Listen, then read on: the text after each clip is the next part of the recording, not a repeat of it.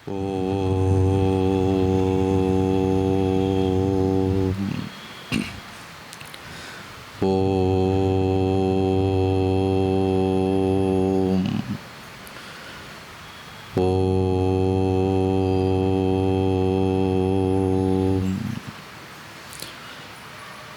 சதாசிவசமாரம்பாம் சங்கராச்சாரியமத்தியமாம் அஸ்மதாச்சாரியபர்யந்தாம்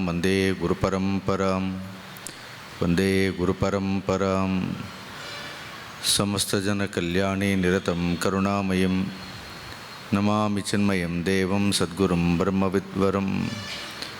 குருர் பிரம்மா குருர் விஷ்ணு குருர் தேவோ மகேஸ்வரः குரு சாட்சாத் பரம் பிரம்ம தஸ்மை ஸ்ரீ குரவே நமः. தஸ்மை ஸ்ரீ குரவே நமः.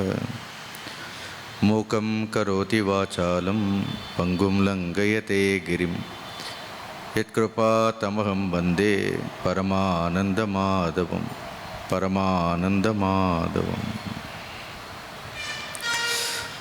ஹரி ஓம்.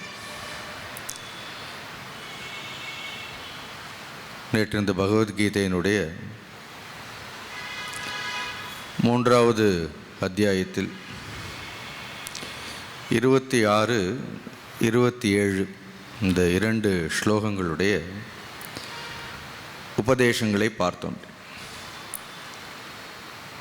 பகவான் ஸ்ரீ கிருஷ்ணர் அர்ஜுனனுக்கு இவ்வுலகத்தில் பெரும்பாலான மனிதர்களோடு நாம் பணி செய்யும் பொழுது, காரியங்களை செய்யும் பொழுது வெவ்வேறு அளவிலான புரிதல்களை உடைய மனிதர்கள் இருப்பார்கள். நன்கு அறிந்தவர்கள் இருப்பார்கள், அறிவதற்கு முயற்சி செய்து கொண்டு காரியங்களை செய்பவர்கள் இருப்பார்கள், அறியாமையில் உழன்று கொண்டே கர்மத்தை செய்பவர்கள் இருப்பார்கள். இப்படி பலதரப்பட்ட மனிதர்கள் இந்த உலகத்தில் இருப்பார்கள். பெரும்பாலும் இது பகவான் சொல்லலாம், நீங்களும் நானும் சொல்லக்கூடாது. ஏன்னா நமக்கும் சேர்த்து சொல்கிறாருன்னு நம்ம நினச்சிக்கணும். அப்படி இது மற்றவங்களுக்கெல்லாம் பகவான் சொல்கிறாருன்னு அர்த்தம் கிடையாது. பெரும்பாலும் அஜ்ஞானம் கர்ம சங்கினாம், மனிதர்களுக்கு ஒரு அறியாமைங்கிறது இருக்கின்றது. அதனால்தான் அவர்களுக்கு கர்மத்தின் மீது அதீதமான பற்றுதல். கர்மத்தின் மீதுன்னு சொன்னோன்னா கர்மத்தினுடைய பலன், கர்மம்னா கர்ம பலன் எடுத்துக்கணும். அதற்காக தானே கர்மங்களையே செய்கின்றோம்.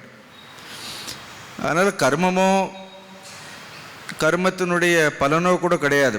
இப்போ கர்மம் செய்யாமல் இருக்க முடியாது. கர்மம் செய்தால் பலன் என்பது நிச்சயம் ஏற்படும், அதை யாராலும் தடுக்க முடியாது. இருந்தாலும் கூட இன்னவிதமான கர்மங்களைத்தான் செய்ய வேண்டும், இப்படிப்பட்ட பலன்களெல்லாம் எனக்கு கிடைத்தே ஆக வேண்டும், எனக்கு கிடைக்கக்கூடிய பலன் இன்னொருக்கு கிடைத்து விடக்கூடாது, நான் செய்கிற கர்மத்திற்கு இன்னொரு போட்டியாக வந்து விடக்கூடாதுன்னு இப்படி மனிதர்களுக்கு இந்த கர்மத்தின் மீது, கர்மத்தினுடைய பலனின் மீது அறியாமையினால் இருக்கக்கூடிய பற்றுதல்களினால் போட்டிகள், பொறாமைகள், ஒப்பீடுகள், காமங்கள், குரோதங்கள்னு எல்லா விதமான குணாதிசயங்களுக்கும் என்ன காரணம்னு சொல்கிறார்.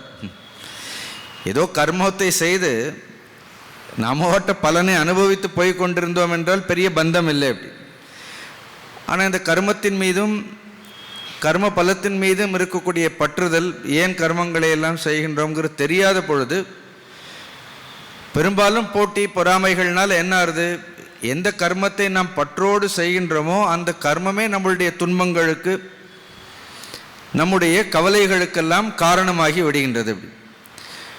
அதனால் உடனே எல்லா மனிதர்களையும் கர்மங்களை துறந்து விடுங்கள், கர்மத்தினுடைய பலனை துறந்து விடுங்கள், எல்லாரும் ஞான மார்க்கத்திற்கு வாங்க, எல்லாரும் வாங்க சந்நியாசம் கொடுத்துருவோம் அப்படின்னு என்ன பண்ண முடியாது. ஒரேடியாக எல்லோரையும் கர்மம் செய்வதை நிறுத்த முடியாது. இப்போ ஒருவர் ராஜபாளையத்திலிருந்து புறப்பட்டு சென்னைக்கு போகணும்னு நினச்சிட்டு என்ன பண்ணுறார், தென்காசி ரோட்டில் போகிறார். அப்படின்னு அவர் என்ன நினைக்கிறார், ஏதோ சென்னை இந்த பக்கம் இருக்குன்னு. இப்போ ஒருவர் கேட்டு வழிமறித்து அவர் தவறான பாதையில் போகிறாருன்னு தெரியும். இவருக்கு தெரிந்தவர் என்ன பண்ண வேண்டும், அவரை நிறுத்திடக்கூடாது. ஏன்னா நீங்கள் தப்பாக போகிறீங்க, அதனால் இறங்குங்க, நீங்கள் போகவே கூடாதுன்னு சொல்லக்கூடாது. அவர் தவறான பாதையில் செல்கின்றீர்கள், இங்கு போனால் உங்களுடைய லட்சியத்தை நீங்கள் அடைய மாட்டீர்கள்னு நிறுத்தி என்ன பண்ணணும், அவர் என்ன பண்ணணும், அவரை சரியான பாதையில் திருப்பி விட வேண்டும். கர்மத்தை செய்ய சொல்ல வேண்டும். ஆனால் சரியான அந்த கர்மத்தை எவ்வாறு செய்ய வேண்டும் என்கின்ற அந்த பக்குவத்தை அவருக்கு எடுத்து சொல்ல வேண்டும்.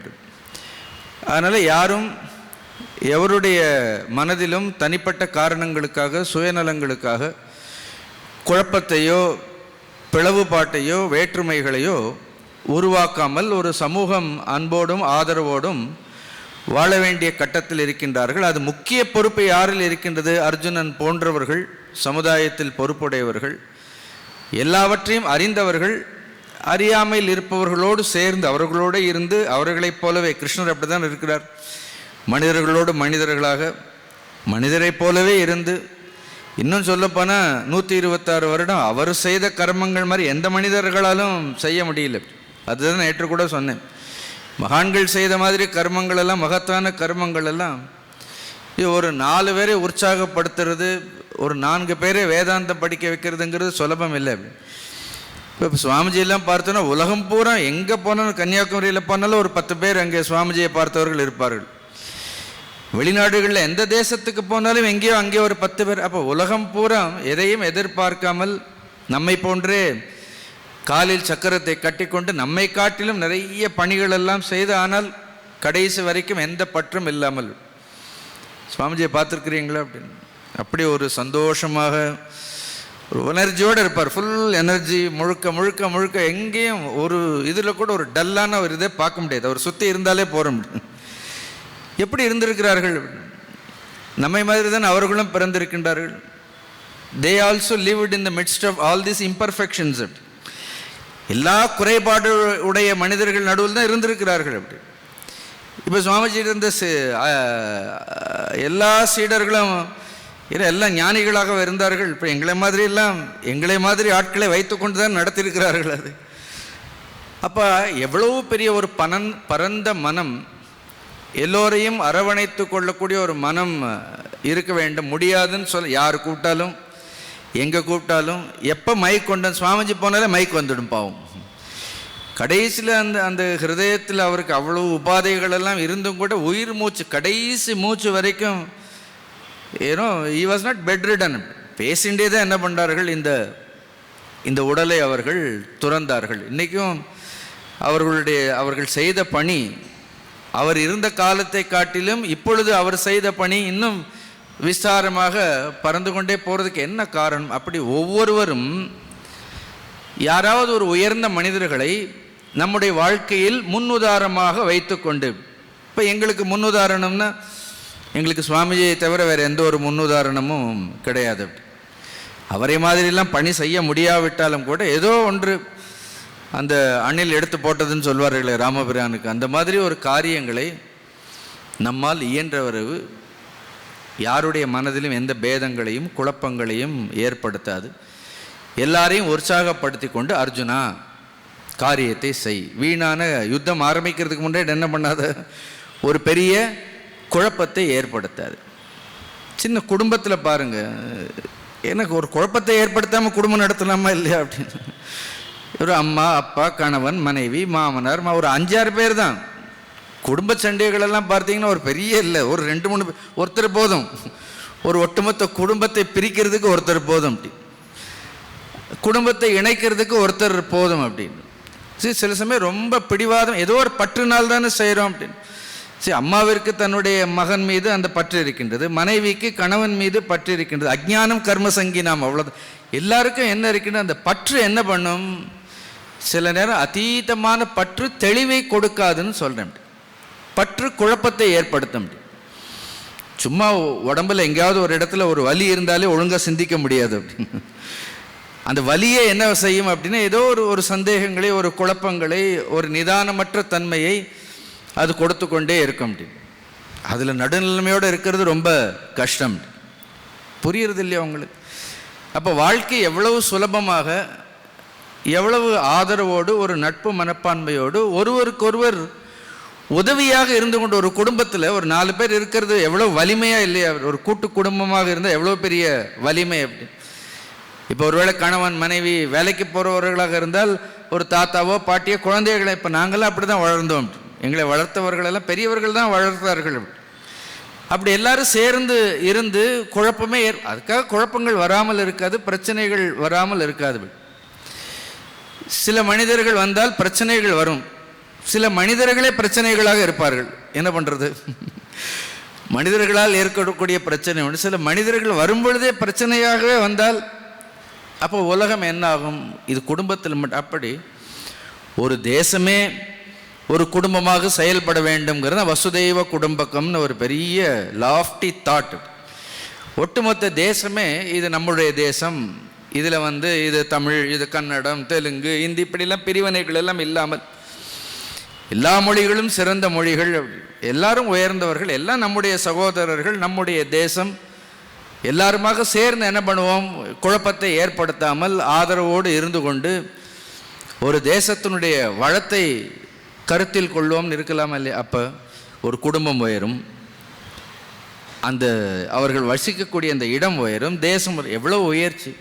சிம்பிளாக சொல்லிட்டார் பகவான், ந புத்தி பேதம் ஜனயேத். ஆனால் அடுத்த ஸ்லோகத்திலே பகவான் சொல்லார், ஏன் இந்த அஜ்ஞானம் கர்ம சங்கி, எதற்கு இந்த அஜ்ஞானமும் கர்மத்தின் மீது இருக்கக்கூடிய பற்றுதலும் என்ன பண்ணும் அப்படின்னு பார்த்தா அகங்காரத்தை அது பலப்படுத்தி கொண்டே இருக்கும்னு சொல்கிறார். அப்படி இல்லைன்னா எப்போ பார்த்தாலும் என்ன ஆகும்? இந்த நான்கிற இவ்வளவு குழப்பங்களை நான் சொல்கிறத கேட்கல. இதுக்கு முன்னாடி நான் சொல்கிறத கேட்டுகிட்டே இருந்தார், இப்போ நான் சொல்கிறதே எல்லாம் கேட்குறதே இல்லை. சரி, எப்போவுமே ஒருத்தர் நம்ம சொல்கிறத கேட்டுகிட்டே இருக்கணுங்கிற அவசியமே இல்லை. இப்போ நான் சொல்கிறது நீங்கள் கேட்குறீங்களா? இருந்தாலும் நான் பேசலையா? உதாரணத்துக்கு சொல்கிறேன். சரி, எப்பொழுதும் எல்லாரும் கேட்டுகிட்டே இருக்கணுங்கிற அவசியம் ஒன்றும் இல்லை. அப்படி இருந்தாலும் கிருஷ்ணர் சொல்கிறார், அகங்கார விமூடாத்மா கர்த்தா அகம் இதி மன்யதே. இந்த அகங்காரத்தினால் என்ன? விமூடாத்மா, மதி இழந்தவன், மனோமயக்கம் கொண்டவன், தன்னை கர்த்தா என்று நினைத்து கொள்கின்றான். அப்போ இதை பற்றி கொஞ்சம் சிந்தித்தோம். இப்போ நான் தான் செய்கிறேன், எல்லாம் நம்மால் செய்ய முடியுமா? அது நேற்று ஒரு சின்ன கேள்வி, உலகத்தையே நாம் தோற்றுவித்தோம், இந்த உலகத்தினுடைய கர்த்தா நாமளே இதற்கு கர்த்தா. இந்தோனேஷியாவில் ஒரு இடத்துக்கு போய் இந்த ஜகார்த்தான்னு அதுக்கு பெயர். கடைசியில் தோண்டி திரும்பி பார்த்தா அது பேர் ஜகார்த்தா இல்லை, ஜகத் கர்த்தா. அது சமஸ்கிருத பெயர். அப்படி அந்த ஊர் பேர் ஜகத் கர்த்தா அப்படின்னு. ஸோ இந்த ஜகத்தை அது எப்படி வச்சுருக்காங்க பாருங்கள். ஒரு தேசத்திற்கு ஏன்னா அங்கே தான் பெரிய பெரிய நம்மளுடைய இந்து மதத்தின் சார்ந்த கோவில்கள் எல்லாம் இருக்கிறது. நீ கம்போடியா போனாலும் பார்க்கலாம், பெரிய விஷ்ணு கோவிலில் விஷ்ணு லோகம்னே பேர் அதற்கு. எல்லா இடங்களையும் அங்கேயும் என்ன இருக்கிறது? அவ்வளோ ஒரு பக்தி இருந்திருக்கின்றது. பட் இங்கே அகங்கார விமூடாத்மா கர்த்தாக மீதி மன்னியது. இதை கொஞ்சம் சிந்தித்து பார்ப்போமா? இப்போ கிருஷ்ணர் கேட்குறார், உண்மையிலே நீ தான் கர்த்தாவா? எல்லாம் உன் இஷ்டப்படியே நீ செய்கின்றாயா? இப்போ எல்லாமே நம்முடைய விருப்பப்படி நாம் செய்தால் எப்பொழுதுமே நாம் விரும்புகின்ற பலனை நாம் அடைந்து கொண்டே இருக்க வேண்டுமா இல்லையா? சில நேரம் இந்த காரியத்தை செய்து இந்த பலன் கிடைக்க வேண்டும்னு செய்கிறோம், ஆனால் சில சமயம் கிடைக்கும், லாட்ரி டிக்கெட் மாதிரி கிடைச்சிடும். ஏன்னா ஒரு கர்மம் செய்வோம், ஒரு பலனை எதிர்பார்த்து செய்வோம், உடனே அதே பலன் கிடைத்திடும். சில நேரம் அப்படி செய்தாலும் நாம் நினைத்த பலனை நம்மால் அடைய முடியவில்லை. அப்போ நம்ம அகங்காரம் எங்கே போயிடுது? சரி, எல்லா கர்மத்தையும் செய்கிறவன் நீ நினைத்த மாதிரி கர்மத்தினுடைய பலன்களை எல்லாம் உன்னால் உருவாக்க முடியும் என்றால் எப்பொழுதும் எல்லா கர்மத்தினுடைய பலனையும் என்னால் உருவாக்க முடியணுமா இல்லையா? சில நேரம் நடக்கிறது இல்லை, சில நேரம் நடக்காது. இந்த சொற்பொழிவுகளிலே பார்த்துருக்கேன், சில நேரம் நல்ல கருத்துக்கள் வந்து கொண்டே இருக்கும், நமக்கே ஆச்சரியமாக இருக்கும், நாம தான் பேசுகிறோமான்னு தோணும். சில நாள் பார்த்தா ஒன்றும் வராது, ஒன்றும் வராது, இப்படியே இருக்கும். அப்படிலாம் பேசும்போது வித்தியாசமான அனுபவங்கள் எல்லாம் கிட்டத்தட்ட 30 வருடங்களாக நான் பேசிகிட்டே இருக்கிறேன். நான் இருக்கும். சில நேரம் பார்த்த விபரீதமான பலன்கள் வரும். நினைத்த பலன் வரலைனாலும் பரவாயில்ல, சரி ஏதோ வந்தவங்க உட்காந்துருந்தாலும் பரவாயில்ல, ஒரு 5 நிமிஷத்தில் ஒவ்வொருத்தராக நம்ம பேச்சை கேட்டுட்டு என்ன பண்ணுவார்கள்? எழுந்து போயிட்டே இருப்பார்கள். அப்படி அவர்களுக்கு அது பெருசாக சுவாரஸ்யமாக இருக்காது. அப்போ எல்லாரையும் உட்கார வைக்கக்கூடிய அந்த திறன் இருக்குமா? இருக்காது, எல்லாராலையுமே முடியாது, எல்லோருக்கும் நிகழக்கூடியது. அப்போ எல்லாமே நான் செய்கின்றேன், நான் தான் அந்த பலனை உருவாக்குகின்றேன். முதல்ல என்ன விட சொல்ற? அந்த அகங்காரத்தை முதலில் விடு. அப்போ உண்மையான கர்த்தா யார்? அப்படின்னு அடுத்து முதல் வரியில் சொன்னார், பிரகிருத்தேகே குணைகி கர்மாணி கிரியமானானி சர்வசக். உண்மையிலே நம்மை ஆட்டி படைக்கக்கூடியது எது? உண்மையான கர்த்தா யார்? ரெண்டாவது கர்த்தா யார் அப்படின்னு பார்த்து பிரகிருத்தியில் இருக்கக்கூடிய குணங்கள் நம்மை செய்ய சொல்கின்றது. கவனமாக கேளுங்கள். அந்த விமூடாத்மான்னு ஏன் சொல்றார்? இவ்வளோ நாள் இது பிரகிருதி தான் தூண்டுகின்றது என்று தெரியாமல் பலனை கொடுப்பதெல்லாம் பிரகிருதி தான் கொடுக்கின்றது. அப்படி இப்போ மழை வேண்டும்னா உடனே வர வச்சிட முடியுமா? அப்படி நீங்கள் என்னதான் வர்ண ஜபமெல்லாம் பண்ணாலும் கூட கடைசியில் வர்ண பகவான் கொடுத்தா தானே, இயற்கை கொடுத்தால் தானே. நம்மால் வரவழைக்க முடியாது, எல்லாவற்றையும் செய்ய முடியாது. எல்லா கட்டுப்பாடும் நல்ல வேளை நம்மிடத்தில் இல்லை. அப்படி இருந்திருந்தால் என்ன இருக்கும் அப்படின்னு, ஏன்னா தேவர்களோடு கூட்டணி சேர்த்து அவர்களையும் கெடுத்திருப்போம். அப்படி எல்லாம் நம்முடைய கட்டுப்பாட்டில் இல்லை.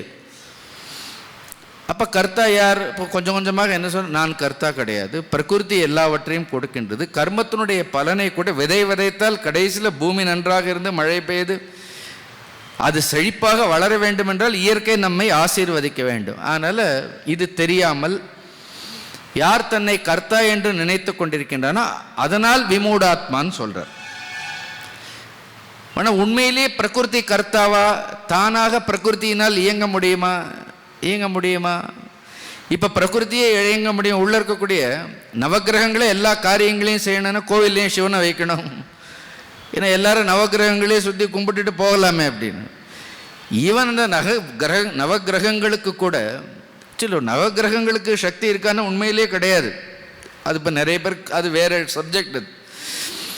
ஒவ்வொரு நவகிரகத்திற்கும் ஒரு தேவதை இருக்கிறது. இப்போ எப்படி ஒரு மந்திரத்துக்கு அதிதேவதா பிரத்யதி தேவதான்னு இருக்கிற மாதிரி ஒரு ஒவ்வொரு நவகிரகத்திற்கும் அதிதேவதா இருக்கிறது. அந்த அதிதேவதை தான் ரொம்ப முக்கியம். நான் வழிபடுறது நவகிரகங்களே கிடையாது, அந்த தேவதைகளை வழிபடுறோம். அதனால் கிரகங்களே தேவதைகளாக நாம் பாவித்துக் கொள்கின்றோம். இல்லைன்னா வெறும் கிரகம்னு எடுத்துக்கொண்டால் அதுக்கு தேவதை இருக்கிறதால் தான் அந்த சக்தி. இப்போ சிவன் ஒருத்தர் அப்போ எதற்கு? அப்போ இந்த முழு பிரகிருத்தியும் சுயமாக இயங்க முடியாது. அப்போ உண்மையிலேயே பார்த்தா அடுத்த நிலையில் பார்த்தா பிரகிருதி கர்த்தாவை பார்த்தா பிரகிருத்தியும் கர்த்தா கிடையாது. அதற்கு ஒரு பிரேரயித்தான்னு சொல்வார்கள் சமஸ்கிருதத்தில். பிரேரயித்தான்னு அதை தூண்டக்கூடியவர், அதை ஊக்கப்படுத்தக்கூடிய ஒரு பரமேஸ்வரன் ஒருத்தர் இருக்கிறார். அவருக்கு மேலே அவருக்கு சமமாக யாரும் இல்லை. அவருக்கு மேலேயும் பின்னாடி கீதையில் சொல்ல போகிறார், மத்த பரதரம் நாண்யத்து கிஞ்சிதஸ்தி தனஞ்சய மயி சர்வமிதம் புரோத்தம் சூத்திரே மணிகணாவெல்லாம் படிக்க போகிறோம். அப்போ இவனுக்கு முதல்ல தான் கர்த்தான்னு நினைத்து கொண்டிருக்கிறதால விமூடாத்மா. இரண்டாவது பிரகிருதி கர்த்தான்னு தெரியாததினால் விமூடாத்மா. மூணாவது பிரகிருத்தியையும் தாண்டி என்ன இருக்கிறது? ஒரு பரமேஸ்வரன் தான், ஒரு இறை தெய்வ சக்தி தான் எல்லாவற்றையும் நிர்வகிக்கின்றது. எல்லா ஜீவன்களும் அதனுடைய ஆளுமைக்கு உட்பட்டிருக்கின்றதுன்னு தெரியாமல் தன்னையே கர்த்தாவாக நானே கடவுள்னு இப்போ சொல்கிறவங்க இருக்கிறார்களே, நானே கடவுள்னு நினச்சிக்கிறது. ஸோ இவ்வளவு குழப்பங்கள் சந்தேகங்கள் அறியாமல் இருப்பதால் அதனால் விமூடாத்மா என்று சொல்கின்ற.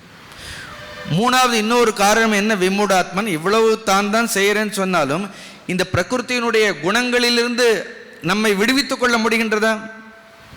R we free from these gunas? இந்த சத்துவம் ரஜஸ் தமஸ்னு இந்த 3 குணங்களிலிருந்து நம்மால் விடுபட முடிகின்றதா?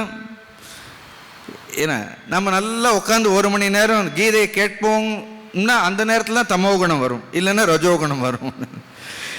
எங்கே நல்ல ரஜோகுணம் வேண்டுமோ அங்கே தமோகுணம் வேண்டும், எங்கே சத்துவகுணம் வேண்டுமோ அங்கே. சில நேரம் you can't even order these qualities. இந்த குணங்கள் கூட நம்ம விருப்பப்படி செயல்படுறது கிடையாது. அப்போ இந்த குணங்களிலிருந்து நம்மை விடுவித்து கொள்ளவே முடியவில்லை. இப்படி நமக்கு குணங்களுக்கு அடிமையாக இருக்கிறோம். குணங்கள் சொன்னால் இன்னைக்கு உட்காருன்னா உட்காரோம், எழுந்துருன்னா என்ன பண்ணுறோம்? எழுந்திருக்கின்றோம். அப்போ மனிதனை எது கட்டுப்படுத்துகின்றது? எதனுடைய வசத்தில் மனிதன் இருக்கின்றான்? இந்த குணங்களுடைய வசத்தில் இருப்பதால் விமூடாத்மா. ஆனால் இவன் என்ன நினைக்கிறான்? அகம் கர்த்தா மன்ய அகங்கார விமூடாத்மா கர்த்தாக மீதி மன்னித்து. இன்னும் கொஞ்சம் புரியறதுக்காக இன்னொரு உதாரணம் சொல்லட்டுமா? இப்போ எல்லாரும் கனவு காண்றோம். இப்போ காணாதீங்க தயவுசெய்து. எல்லாருக்கும் கனவு வருது அப்படின்னு. கனவுலையும் ஒருத்தர் என்ன பண்ணுறான்? எல்லா காரியங்களையும் செய்கிறான்னு இல்லையா? அங்கேயும் என்ன இருக்கிறது? எல்லா காரியங்களையும் செய்கிறான். அந்த கனவுல காரியங்களே அங்கேயும் அகங்காரம் இருக்கிறது. அங்கேயும் ஒருத்தன் சொல்லுவான், நான் தான் எல்லாம் செய்கிறேன், நான் தான் எல்லாம் செய்கிறேன்னு என்ன பண்ண சொல்லிகிட்டே இருப்பான். அகங்கார விமூடாத்மா கர்த்தாக மீதி மன்னியதே கர்த்தாக மீதி மன்னியதுன்னு. இப்போ உண்மையிலேயே அவன் கர்த்தாவா? இன்னும் சந்தேகமாக பார்க்குறேன். உண்மையிலே அவன் கர்த்தாவா? ஆனால் உண்மையான கர்த்தா என்ன பண்ணிட்டு இருக்கிறார்?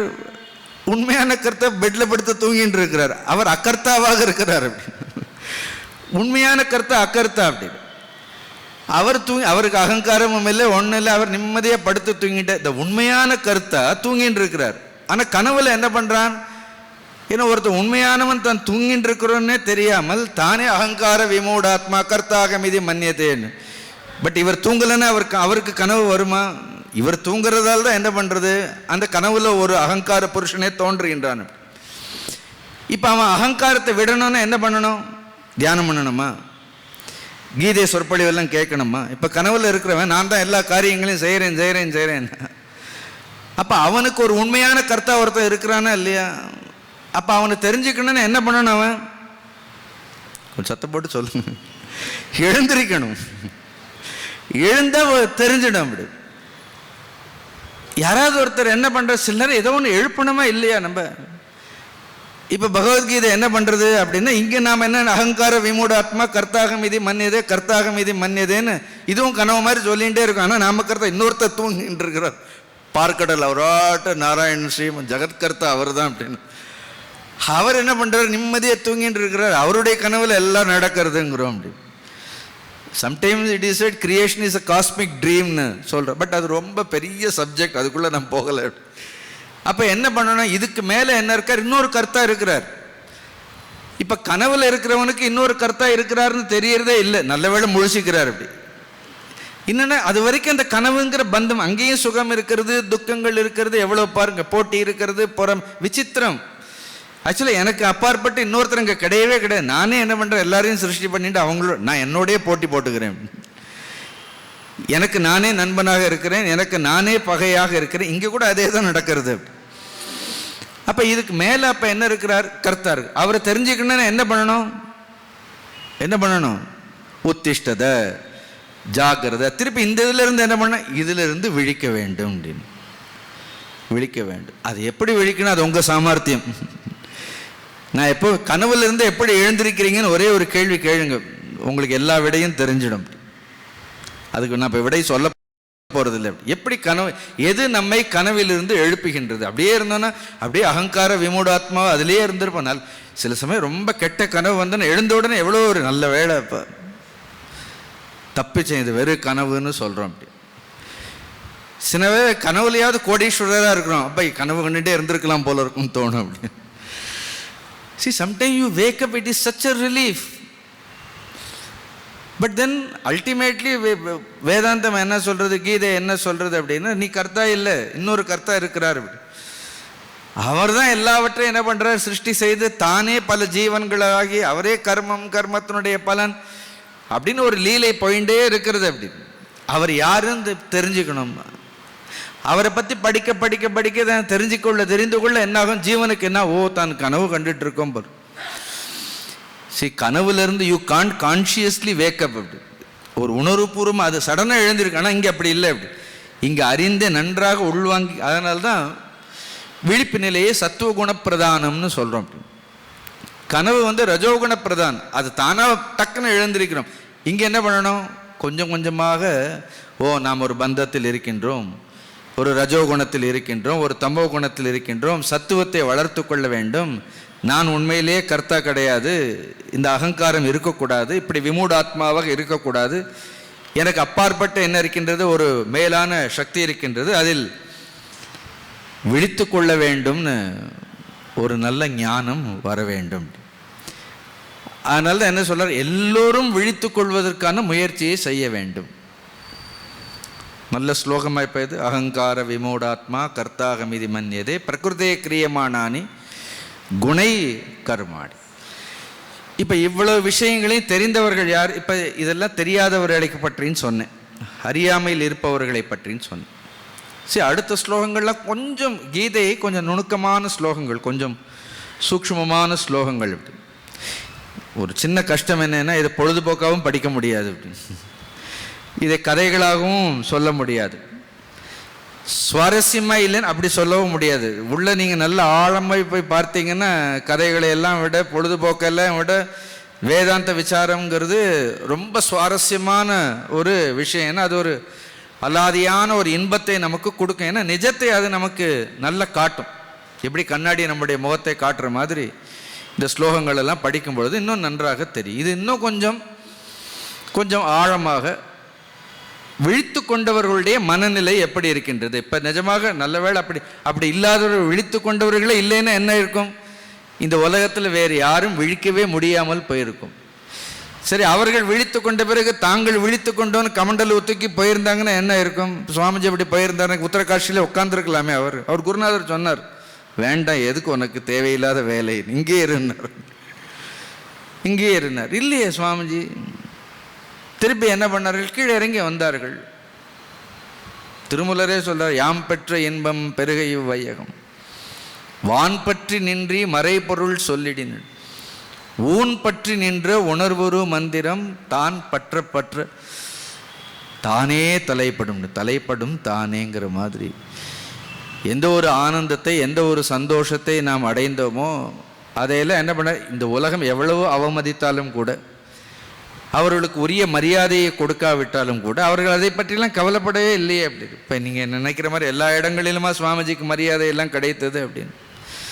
இவ்வளோ உயர்ந்த காரியங்களை செய்யும் பொழுது கூட அதற்கான உண்மையான மரியாதைகள் அவர்கள் கொடுக்கல சமுதாயம். பட் அதை பற்றியெல்லாம் அவர்கள் கவலைப்படவும் இல்லை. இந்த ஆண்டு நாங்கள் 75ஆம் வருடம் கொண்டாடி கொண்டிருக்கிறோம். சின்மயா மிஷன் ஆரம்பித்து இது 75வது வருடம். அப்படி இந்த பகவத்கீதையை சொல்கிறதை காட்டிலும் நன்றி கடன் குருநாதருக்கு வேறு எதுவுமே செலுத்த முடியாது.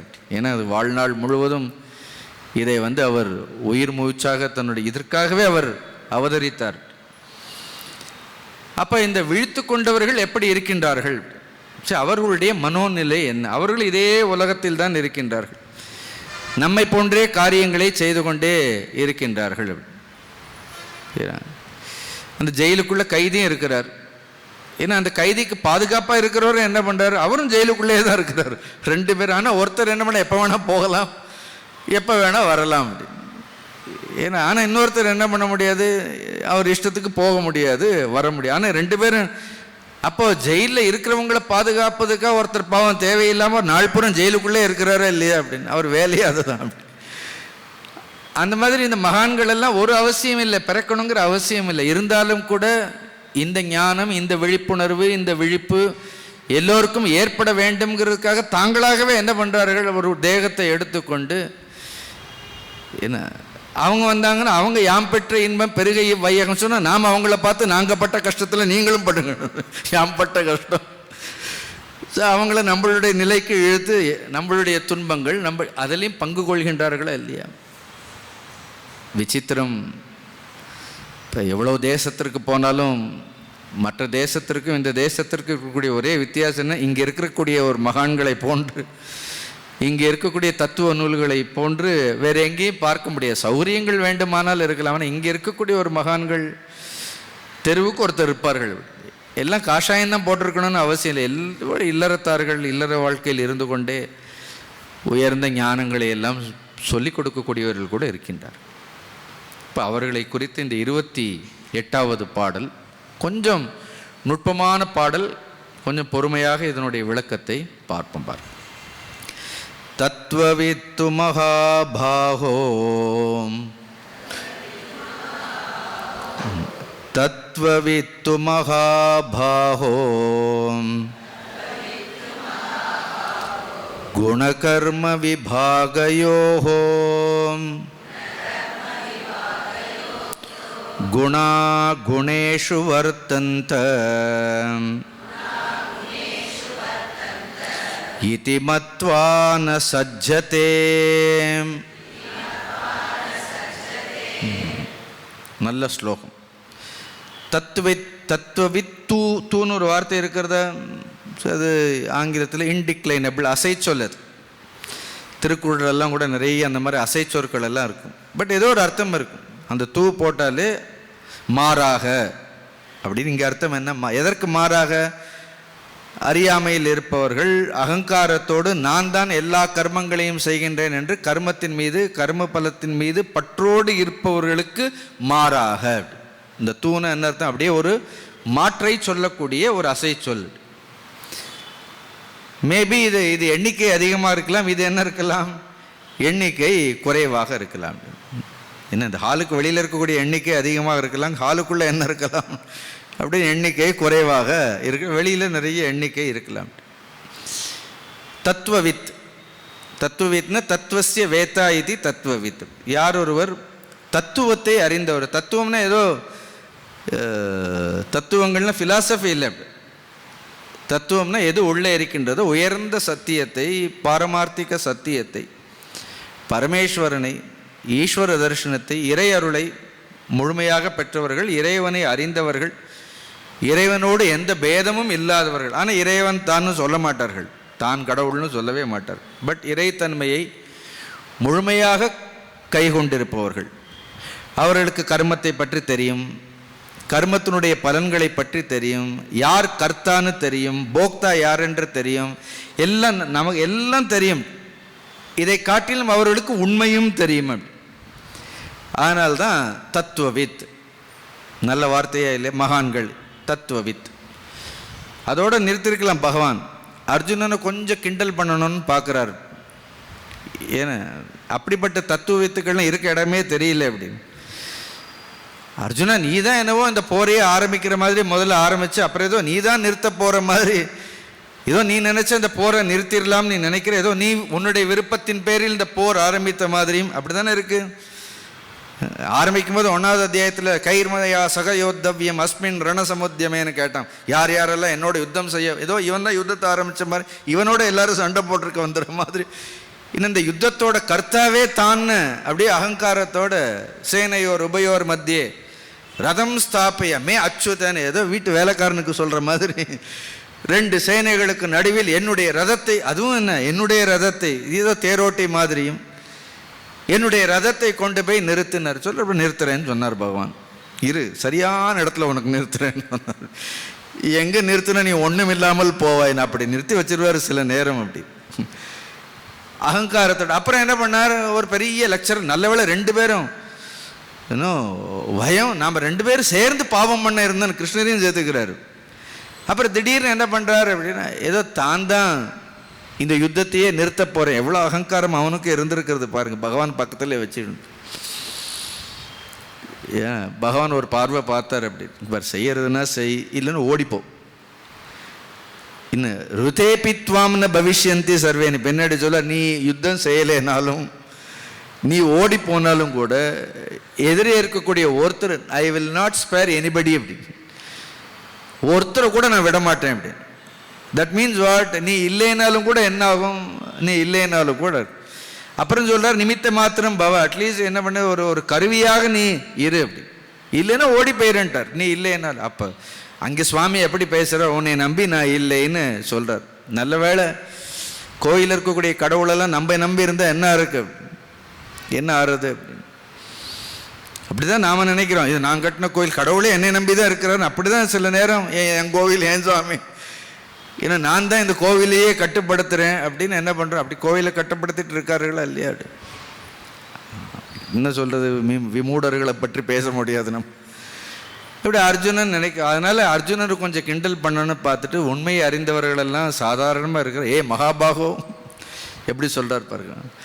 சும்மா வலிமையான தோல் இருந்தால் மட்டும் பரவாயில்ல, கொஞ்சமாவது மூளை இருக்கணும்னு சொல்கிறார், வேற ஒன்றும் இல்லை. ஏன்னா தோள்கள் வேணால் பெரிய வலிமையாக இருக்கலாம், ஆனால் உடல் வலிமைக்கும் அறிவிற்கும் என்ன கிடையாது. அப்படி பார்த்தா ரமண மகரிஷி எப்படி இருந்தார், நடக்கக்கூட முடியாது, அவ்வளோ தவம்.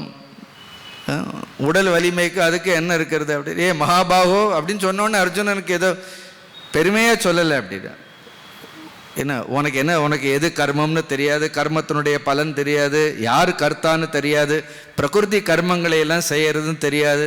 இப்போ பிரகிருதி யுத்தம் பண்ணுன்னு முதல்ல சொன்னது, நீ ஓடி வந்து இப்போ பிரகிருதி என்ன சொல்றது, நீ யுத்தம் பண்ணாதேன்னு சொல்றது. நீ உன்னுடைய குணங்களுக்கெல்லாம் அடிமையாக இருங்க, உனக்கு எதுக்கு இவ்வளோ பெரிய உடம்பு,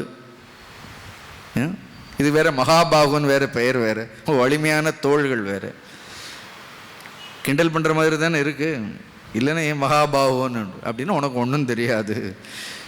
உடல் வலிமை மட்டும் போராது, வாழ்க்கையில் நிறைய வசதிகள் இருந்தால் மட்டும் போராது, கொஞ்சம் என்ன எது உண்மைங்கிறத குறித்து தெரிந்து கொள்ள வேண்டும்.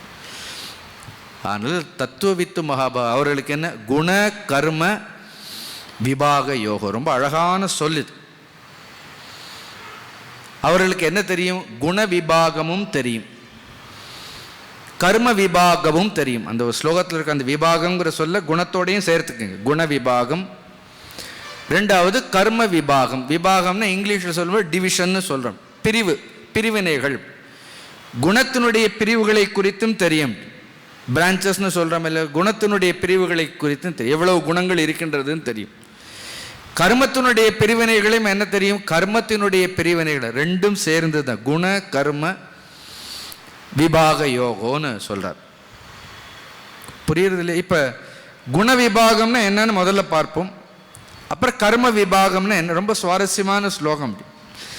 ஏன்னா நம்ம இவ்வளோ ரொம்ப ஆழமாக சிந்தித்து கொண்டே இருக்க வேண்டும். குணத்தில் இருக்கக்கூடிய பிரிவினைகள் எல்லாம் என்ன? வாட் இஸ் த டிவிஷன் இன் குணாஸ்? குண விபாகங்கள் என்ன? நான் நேற்றே சொன்னேன், திரிகுணாத்மிகான்னு சொன்னேன். குணத்தில் எத்தனை இருக்கிறது? 3 குணங்கள் தான் இருக்கின்றது. விபாகம்னா அதில் இருக்கக்கூடிய பிரிவுகள் என்ன? சத்துவம் இருக்கின்றது, ரஜோகுணம் இருக்கின்றது, தமோ குணம் இருக்கின்றது. இந்த 3 குணங்கள். இந்த 3 குணங்கள் உலகத்தில் இருக்கக்கூடிய எல்லா வஸ்துக்களிலும், மனிதர்களிடத்தில் மட்டுமில்லை. ஒரு நீங்கள் கல்லுன்னு எடுத்துட்டீங்கன்னா அதில் கூட சத்துவம் ரஜஸ் தமஸ்ன்னு இருக்கும், தெரியுமா உங்களுக்கு? அது அதனால தான் எல்லா கல்லும் சிலையாகாது, அது சிற்பிக்கு மட்டும்தான் தெரியும் எந்த கல் எந்த குணத்தோடு இருக்கின்றதுன்னு. அந்த ஞானம் சிற்பிக்கு தான் தெரியும். அதனால் எல்லா கல்லிலையும் நீங்கள் என்ன பண்ண முடியாது? சிலையை வடித்திட முடியாது. அவர்களுக்கு தெரியும் இந்த கற்கள் சிலை வடிப்பதற்கு பொருத்தமானதுன்னு. அது சுவாமி சிலைக்கு என்ன பண்ணணும்? அதில் ஏதோ ஒரு சத்துவ அம்சத்தை அவர்கள் பார்ப்பார்கள், அது இருக்குது. அந்த மாதிரி சில்ப சாஸ்திரங்கள், அதுக்கு ஒரு சாஸ்திரமே இருக்கிறது. அப்போ எல்லா இடங்களிலும் இந்த குணம் என்பது குண விபாகம் எல்லா இடத்துலையும் இருக்கின்றது. ஆனால் தத்துவத்தை இந்த குண விபாகங்களை குறித்தெல்லாம் அறிந்திருப்பார்கள். சரி, உதாரணமாக எடுத்துக்கொண்டு நாமளே எடுத்துப்போம். நமக்கு என்னெல்லாம் இருக்கிறது? குண விபாகங்கள் பாருங்கள். நமக்கு என்னென்ன எங்கெல்லாம் குணங்கள் ஓடி இருக்கின்றதுன்னா, 5 ஞானேந்திரியங்கள் இருக்கிறதா? கொஞ்சம் தலையை தான் லேசாக ஆட்டுறீங்க. எல்லாருக்கும் ஞானேந்திரியங்கள் இருக்கிறது. கண், காது, மூக்கு, தோல், நாக்குன்னு என்ன இருக்குது? 5 கர்மேந்திரியங்கள் இருக்கு. 5 கர்மேந்திரியங்கள்லேயும் 3 குணங்கள் இருக்கா? கர்மேந்திரியங்களுக்கு எல்லா இந்திரியங்களுக்கும் என்ன இருக்கிறது? அது சத்துவம் ரஜஸ் தமஸ்னு வளைச்சு விஷயங்களை எல்லாம் அனுபவிக்கிறது. ஞானேந்திரியங்களுக்கு குணம் இருக்கு, கர்மேந்திரியங்களுக்கு குணம் இருக்கு, மனதிற்கு குணம் இருக்கு, புத்திக்கு குணம் இருக்கு. இந்த குணங்களை எல்லாம் பற்றி கொண்டு இருக்கிறது எது? அகங்காரம். இப்போ ஞானேந்திரியங்கள், கர்மேந்திரியங்கள், மனம், புத்தி இதெல்லாம் சத்துவமாக இருந்தால் அகங்காரம் எப்படி இருக்கும்? சத்துவமாக இருக்கும். அப்படி சில நேரம் பார்த்தா ஞானேந்திரியங்களும் கர்மேந்திரியங்களும் சத்துவமாக இருக்கும், மனம் என்ன பண்ணும்? ரஜோகுணமாக இருக்கும். இதுக்கு குழப்பம் வந்துடும். அப்படி இப்போ மனதை பின்பற்றுறது. அப்போ அகங்காரங்கிறது என்ன இருக்கிறது? அதனால் அகங்காரத்திற்குன்னு ஒரு குணம் கிடையாது ஆக்சுவலாக. ஆனால் அதுக்கு என்ன ஆகுது? இந்த குணங்களோடு சேர்ந்து இந்த குணங்களை எல்லாம் தன் மீது ஏற்றி வைத்து கொண்டு தான் சத்துவகுணி, தான் ரஜோகுணி, தான் தமோகுணின்னு அவனுக்கு என்ன ஆகுது? இந்த குண விபாகம் இது தெரிந்தவர்கள். ஆக்சுவலி உண்மையிலே அவன் சத்துவகுணியா இல்லை, ரஜோகுணியா இல்லை. ஆனால் இந்த குணங்களோடு ஐக்கியப்படுத்தி கொண்டு தான் என்ன பண்ணுறான்? தான் ரொம்ப சத்துவமானவன். அது ஒரு இன்னொரு அகங்காரம். அது பெரிய அகங்காரம். என்னை மாதிரி சத்துவகுணம் உள்ளவர்கள் யாரும் இந்த உலகத்தில் இல்லை. அதுவும் ஒரு அகங்காரம் தான். ரஜோகுணமும் ஒரு அகங்காரம், தமோ குணமும் ஒரு அகங்காரம். அப்போ இப்போ இதெல்லாம் சேர்த்தா என்ன ஆயிடுறது? குண விபாகம். இப்போ பாருங்கள், இந்த குண விபாகம்ங்கிறது ஒன்றும் இல்லை, உங்களுக்கு புரியறதுக்காக சொல்கிறேன்.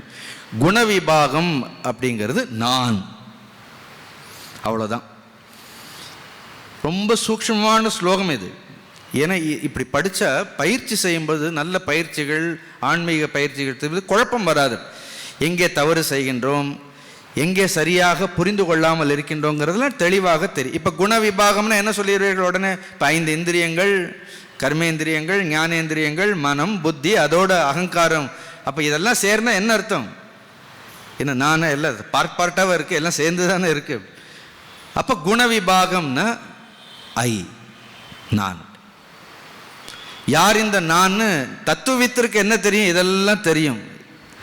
இதெல்லாம் இந்த நான்கிறதே குணங்களினால் ஆனதுன்னு தெரியும். அது உண்மையான நான் இல்லைன்னு அவருக்கு என்ன தெரியும்? தெரியாது. விமூடாத்மா என்ன நினைச்சிருக்கிறான்? இந்த குணங்களோடு சம்பந்தப்பட்டு இருக்கக்கூடிய இந்த குண விபாகத்தை நான் நினைச்சிட்டு இருக்கிறான். அப்போ அவனுக்கு குண விபாகத்தை பற்றி அறியாமை இருக்கிறது. தத்துவத்துக்கு என்ன கிடையாது? குண விபாகத்தை பற்றி அவருக்கு எந்த ஒரு அறியாமையும் இல்லை. புரியுறதா? சிரமமாக இருக்க உங்களுக்கு? இல்லை. சரி, ரெண்டாவது விபாகம் என்ன? ரெண்டாவது பிரிவு என்ன? கர்ம விபாகம். அப்போ நான் என்ன பண்ணணும்? இந்த இந்திரியங்கள் மூலமாகலாம் கர்மங்களை செய்ய வேண்டும். இப்போ வெளியில் எனக்கு கர்மங்களை செய்ய வேண்டும்னு என்ன வேண்டும்? எனக்கு விஷயங்கள் வேண்டும். 5 விஷயங்கள் எத்தனை இருக்கிறது? 5 விஷயங்கள் தான். சப்த, ஸ்பர்ஷ, ரூப, ரச, கந்த. எல்லா கர்மங்களையும் செய்வதற்கு என்ன வேண்டும்? அதற்கு என்ன தேவைப்படுகின்றது என்றால் இந்த 5 விஷயங்கள் தேவைப்படுகின்றது. இந்த குணங்கள் எல்லாம் எங்கே இருக்கின்றது? அந்த 5 விஷயங்களிலும் கூட என்ன உண்டு? குணமெல்லாம் இருக்கின்றது. அதனால கர்த்தாவிடத்திலும் இந்த குணங்கள் இருக்கின்றது, கர்மத்திலும் என்ன இருக்கின்றது? இந்த குண விபாகம் இருக்கின்றது. இந்த குணத்தை வைத்து கர்மத்தில் பிரிவினைகள் இருக்கின்றது. அதனால்தான் ஒருத்தர் பொற்கொல்லர் அப்படின்னு சொல்லணும்னா அவர் அந்த குணத்திற்கான கர்மத்தை அவர் செய்கின்றார். அது ஜாதி பெயர் இல்லை, அது தட் இஸ் கால்ட் ப்ரொஃபஷன் சொல்றோம். அவர்களுடைய குணத்திற்கு தக்கவாறு, ஆற்றல்களுக்கு தக்கவாறு கடமைகளை, அதுலேயும் என்ன இருக்கிறது? கர்ம விபாகங்கள் எல்லாம் இருக்குது. அப்போ இந்த கர்மத்தில் வரும்பொழுது கர்ம விபாகத்தில் என்ன பண்ணுறோம்? இது என்னுடைய கர்மம், நான் செய்யறதில்ல என்னுடைய கர்மம்னு சொல்கிறோம். உங்களுக்கு நல்லா புரியறதுன்னு நினைக்கிறேன். குண விபாகத்தில் நான் சொல்கிறோம், அது உள்ள. அதே குணங்கள் வெளியில் இருக்கக்கூடிய விஷயங்கள்லையும் இருக்கிறது. அதனால கர்மங்களை செய்யும் பொழுது அந்த கர்மங்கள் என்னுடையது, கர்மத்தினுடைய பலன் என்னுடையதுன்னு சொல்லும் பொழுது அப்ப கர்ம விபாகம் என்றால் என்னுடையதுன்னு அர்த்தம். குண விபாகம்னு என்ன? நான் அர்த்தம். அப்ப கர்ம விபாகம்னு என்ன? என்னுடையதுன்னு அர்த்தம். சம்சாரம்ங்கிறது என்னது? இந்த 2 தான். யான் எனது என அறப்பற்றான என்ன இடம்? ஏனைய மண் உயரெல்லாம் தொழும். அப்ப எப்ப பார்த்தாலும் மனிதர்களுக்கு என்ன? நான் என்னோடது, நான் என்னோடது. இது ஒரு மந்திரம் தானே, விடாம சொல்லிட்டு எதை பார்த்தாலும் நான் என்னுடைய. பட் இங்க யார் நான்? ஆனா நானே உண்மை இல்லைன்னு சொல்றாரு. அதுவே என்ன? அதுவே பிரகிருதி தான் சொல்றாரு. என்னுடையது என்னுடையது என்னுடையதுன்னா கர்ம, அதான் அஜ்ஞானம் கர்ம சங்கினாம். புரியுறதா? எவ்வளவு சுலபமா எடுத்து பாருங்க. இப்போ அடுத்த முறை இந்த ஸ்லோகத்தை எடுத்து குண கர்ம விபாகன்னா நீங்கள் ரொம்ப போட்டு மண்டையை உழப்ப வேண்டாம். குண விபாகம்னா நான், கர்ம விபாகம்னா என்ன அர்த்தம்? என்னுடையது. எனக்கு எது நான்னு தெரியாது, எது என்னுடையதுன்னு தெரியாது. இப்படி ஆனால் என்ன பண்ணுறேன்? ஏதோ ஒரு மயக்கத்தில் என்னோடது என்னோட. கடைசியில் திடீர்னு பார்த்தா என்ன ஆகுது? கடைசியில் போகும்போது என்ன ஆகுது? இந்த நானையும் காணும், என்னுடையதையும் காணும், ஒன்னையும் காணும். பட் இதுக்கு தான் இவ்வளவு பெரிய போராட்டம். ஏ மகாபாகோ, உனக்கு குணத்தினுடைய விபாகமும் தெரியல, உனக்கு கர்மத்தினுடைய விபாகமும் உனக்கு தெரியல. ஆனால் தத்துவத்தை அறிந்தவர்கள், அதனால்தான் அவர்கள் என்ன சொல்றதில்லை? எதுவும் நானும் சொல்றதில்லை, அவர்கள் என்னுடையதுன்னு சொல்றதில்லை. ஒரு தடவை ரமண மகரிஷி, பகவான் ரமண மகரிஷி ஆசிரமத்தில் ஒரு ஜப்பான் தேசத்திலிருந்து வந்து ஒரு பெண்மணி தங்கியிருந்தார்கள். ஒரு 50 ரூபா டொனேஷன் கொடுத்துருக்கு. அந்த காலத்தில் 50 ரூபா டொனேஷனுங்கிறது பெரிய விஷயம். அங்கே டொனேஷன் கொடுத்துட்டு அந்த ஆசிரமத்தில் இருக்கக்கூடிய எல்லாரையும் படாதபாடு படுத்திடுது அந்த அம்மா. எதுக்கெடுத்தாலும் 50 ரூபா டொனேஷன் கொடுத்துருக்கேன், அதை கொண்டு வா, இதை கொண்டு வா. இது நடந்தது, இது இருக்கு. கடைசியில் மகரிஷி பார்த்தார். அவர் எவ்வளோ ஞானத்தில் இருக்க, அவர் அந்த ஆசிரம வாசிக்கிட்டு, அப்பா தயவுசெய்து அந்த 50 ரூபாய் அந்த அம்மாட்ட கொடுத்துடுங்களேன், நிம்மதியாக இருப்போம்னாராம். அல்ல, எங்கே போனாலும் என்ன ஆகுது? மனிதர்களுக்கு எது விடாதுன்னா அந்த நான்கிறது என்னோடதுங்கிறது பாரு. அங்கே போனாலும் கூட கொடுத்தப்பறம் கூட நான் கொடுத்தாச்சு இல்லையா அப்படின்னா. இப்போ எங்களுக்கே ஏதாவது கொடுத்துட்டு, சுவாமிஜி உங்களுக்கு அன்னைக்கு ஒன்று கொடுத்தமே, கொடுத்தாச்சு. அதுக்கு கொடுத்தவர்கள் தான் கொடுத்தோங்கிறத மறக்கவே மாட்டார்கள். இன்னொன்று என்னென்னா, நாங்களும் மறக்கக்கூடாதுங்கிறது ரொம்ப கவனமாக இருப்பார். நான் கொடுத்தது இருக்கா, நான் கொடுத்தது இருக்கா. அதனால் யார்கிட்ட எதுவுமே வாங்க வேண்டாங்கிற முடிவுக்கு அது. ஒன்று வேண்டாம். விசித்திரமா இல்லை? சம்சாரோ அயம் விசித்திரம்னு ஏன் சங்கரர் சொல்லு? ஏன்னா எப்போ பார்த்தாலும் இந்த குண கர்ம விபாகம் சுவாரஸ்யமாக இருக்கு. இப்போ பாருங்க, வேதாந்தம் கதை இல்லை, வேதாந்தம் பொழுதுபோக்கு இல்லை, இது எல்லாம் நம்மளை பற்றி ஆக்சுவலாக இது சுய புராணம் இது. ஆனால் இதே குணகர்ம விபாக யோகம் இதை சமாஹார துவந்த ஸ்வமாஸ்ன்னு இருக்குது. ரொம்ப சொன்ன இலக்கணத்தில் உள்ள போக ஒரு இல்லை, நகி நகி டுக்குரன் கரணி. ஆனால் அதுவும் ஒரு சுவாரஸ்யமான விஷயம், இலக்கணம் படிக்கிறதும் கூட.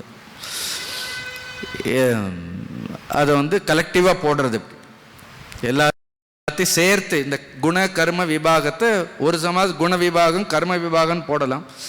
Something is called collective noun. எல்லா பெயர் சொல்லையும் ஒன்றா சேர்த்து மதுசூதன சரஸ்வதி அவர் பெரியவர் அவர் எழுதும்போது ரொம்ப சுவாரஸ்யமாக எழுதியிருக்கிறார். இந்த குண கர்மத்தை ஒன்றா போட்டார், விபாகம்ங்கிறது தனியாக பிரிச்சுட்டார் அப்படி. ஸோ தத்துவவித்திற்கு குண கர்மங்களை பற்றியும் தெரியும். இப்போ முதல்ல சொல்லும்போது குண விபாக கர்ம விபாகன்னு ஒரு அர்த்தம் பார்த்தோமா, இன்னொரு அர்த்தம் என்ன சொல்கிறார்?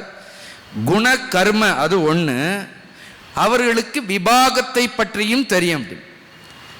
இப்போ குண கர்மங்கிறது என்ன? நான் எனது அப்படிங்கிறது குண கர்ம. விபாகம்னு என்ன? இந்த நான் எனது என்கின்ற இந்த குணங்களிலிருந்து கர்மங்களிலிருந்து முற்றிலும் வேறான ஒன்று இருக்கின்றது. விபாகம்னு என்ன அர்த்தம்? Something which is totally different from குண அண்ட் கர்ம. முதல்ல சொல்லும்போது ஒன்றா போட்டோம், குண விபாக கர்ம விபாகம். இப்போ விபாகத்தை என்ன பண்ணிட்டோம்? விபாகத்தை பிரித்து குணத்தையும் கர்மத்தையும் சேர்த்து இந்த குணகர்மங்கள் எல்லாம் அஜ்ஞானம், இதில் கர்த்திருவம் உண்டு.